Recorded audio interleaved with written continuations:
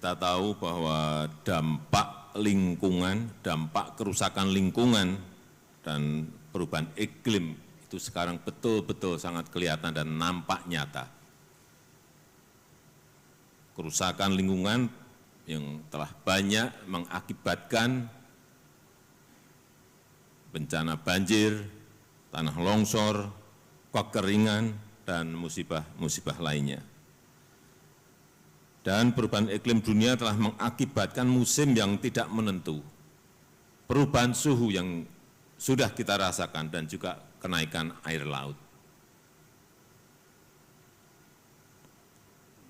Oleh karena itu, adanya Badan Pengelola Dana Lingkungan Hidup ini harus betul-betul kita arahkan pada kegiatan-kegiatan real, kegiatan-kegiatan yang nyata, yang berkaitan dengan lingkungan hidup. Karena terlalu banyak aktivitas yang harus kita kerjakan, urusan sampah, urusan konservasi fauna, konservasi flora, rehabilitasi hutan mangrove, rehabilitasi hutan hujan tropis, rehabilitasi lahan gambut, belum masuk lagi ke urusan sumber daya alam laut, sampah plastik yang masuk ke laut, masalah perlindungan terhadap coral reef, karang-karang kita. Oleh sebab itu dana yang ada sekarang ini akan membesar. Saya minta untuk konsentrasi saja di dua hal terlebih dahulu, baru masuk nanti ke ini selesai, masuk ke tahapan yang kedua, dua hal yang lain yang menjadi problem besar kita. Jangan sampai semuanya nanti anggaran ini diecer-ecer kemana-mana, akhirnya tidak kelihatan dan tidak memberikan dampak yang nyata kepada negara kita dan dunia. Saya yakin kalau barangnya kelihatan dan kita merehabilitasinya, memperbaikinya juga kelihatan, akan banyak dana-dana yang masuk ke Badan Pengelola Dana Lingkungan Hidup ini. Untuk awal, menurut saya, urusan sampah ini menjadi prioritas. Saya pengalaman sejak wali kota sampai sekarang, urusan sampah belum pernah yang namanya beres. Mau membuat ingenerator aja,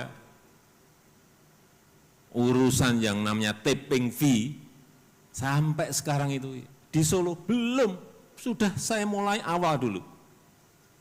Berarti 20 tahun yang lalu sudah kita mulai, sampai sekarang aja belum beres. Saya nggak tahu apakah sudah ada yang jadi. Jadi gubernur di DKI, Sunter itu, kita mulai. Sampai saya tidak jadi gubernur, tanda tangan pun saya belum. Wadah, udah kita rencanakan, belum. Saya nggak tahu sekarang apakah sudah. 2023 hati-hati bisa mundur lagi itu. Kalau sudah Pak, itu ya saya senang. Kalau masih 2023 saya masih sanksi. Bukan karena Pak Heru ya, sejak dulu kayak gitu itu memang. Sehingga kalau ini anggaran di badan ini ada, tolong di-push untuk urusan sampah ini diselesaikan. Sehingga sampah tidak lari ke laut, sampah tidak lari ke sungai, sampah tidak menjadi kotoran sebuah kota. Mau pakai sistem apapun silahkan, tapi selesai gitu loh. Padahal ini kan dipertarungkan, ingenerator, ini pilihannya, kemudian akhirnya tipping fee-nya sekian, nggak ada yang jalan. Ya Pak, saya minta gubernur sudah ada yang beres belum urusan sampah? Ada yang tunjuk jari? Belum. Udah, ada yang tunjuk jari, besok langsung saya cek ke lapangan.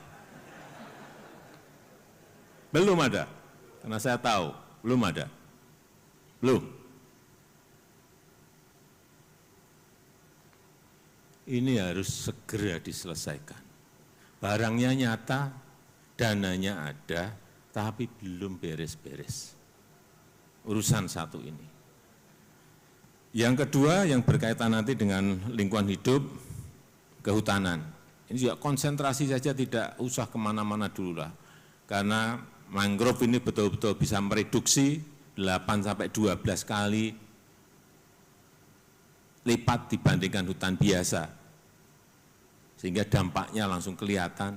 Ya sudah, konsentrasi di situ karena banyak lahan mangrove kita yang memang harus kita perbaiki. Konsentrasi di situ. Kalau yang namanya konsentrasi di mangrove, ya saya minta konkret-konkret saja. Siapkan nursery-nya dulu, siapkan persemiannya dulu. Bibitnya bisa dihitung. Jangan nanti kayak dulu-dulu kalau penanaman 1 miliar pohon. Saya hadir sering sekali itu. Saya jamin yang ditanam itu enggak ada 1000. Saya jamin lagi yang hidup itu enggak ada, yang namanya 100 enggak ada. Tapi kalau dimulai dari nursery-nya, seperti Bu Menteri KLH ini, ada nursery-nya di Rumpin, di Bogor. Berapa produksi bibitnya di situ? 12 juta, bisa dihitung. Dan saya hitung betul, 12 juta benar. Nursery center di Bali untuk urusan mangrove. Berapa? 6 juta. Dihitung betul-betul. Hamparan bibitnya itu ada, 6 juta ada, ya itu berarti benar 6 juta. Nah sekarang kalau bibitnya sudah ada, ditanam di mana tahapan kedua? Di kabupaten A, B, C, D, udah bagi aja. Nih bagi. Dikontrol betul bahwa 6 juta itu ya, kalau hidup, kalau mati 5%, 10% ya itu ditanam kembali yang 5-10% itu. Tapi jangan sampai tadi judulnya kalau di backdropnya 1 miliar, yang ditanam nggak ada 1000, yang hidup nggak ada 100. Saya pernah ngitung, karena saya pernah ngitung. Ini berapa sih yang benar-benar ditanam, saya hitung. Awal saya pernah komplain ke Bu Menteri Kehutanan. Ya itu jumlahnya kira-kira seperti itu. Inilah saya kira cara kerja yang harus kita lakukan agar betul-betul konkret dampak dari dibangunnya Badan Pengelola Dana Lingkungan Hidup itu betul-betul bermanfaat. Kalau enggak ya udah diajar-ajar. Beri aja enggak apa-apa, provinsi mana? Beri. Provinsi Sumut, nursery-nya yang buat misalnya provinsi, Pak nursery-nya saya, ini bisa 10 juta, ya oke, berarti biaya untuk penanaman, pemeliharaan dari Badan Pengelola Lingkungan Hidup ini udah berikan. Provinsi katakanlah 10 miliar, oh ya dari sini 50 miliar, beri. Tapi konkret dulu, jangan diberi dulu belum ngerjain apa-apa provinsi. Artinya ada komitmen juga dari pemerintah daerah. Untuk sampah, siapin dulu lahan yang mau dipakai untuk insinerator misalnya. Lahannya sudah dibebaskan, pemerintah pusat masuk. Ini saya kira kerjasama seperti itu yang kita inginkan. Konkret, nyata, bisa dikalkulasi, bisa dilihat, bisa dihitung. Kalau enggak, lupakan.